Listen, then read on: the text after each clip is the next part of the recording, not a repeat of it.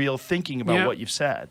Well, you know, one of the things that I have made a mistake about in the past that I just realized in the last couple of weeks was that, you know, people often accuse me and they say, well, most of the people that listen to you are men.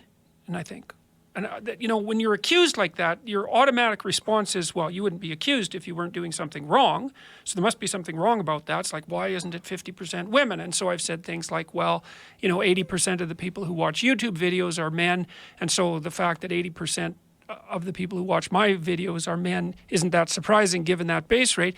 But then about 3 weeks ago, I started thinking, well, what the hell am I doing? It's like, what, is there something wrong with talking to men? Is that actually a problem? It's like I mean, I didn't set out to do that specifically, but if that's the way it's working out and there is a majority of men coming to my shows, say, then why is that all of a sudden supposed to be a bad thing?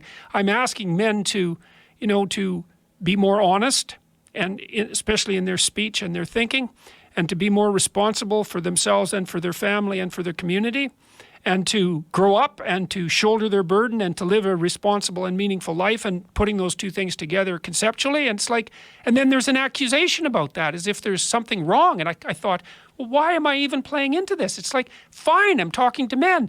I'm encouraging them. And I am absolutely thrilled. Like every time someone comes up to me, and that's happening, maybe 100 times a week or something like that, and tells me one of these stories about how they put their life together. It's like, I'm absolutely thrilled about that. And so I don't see, it's just a sign of how pathological our times have become in some sense, that there would have been any guilt about that to begin with.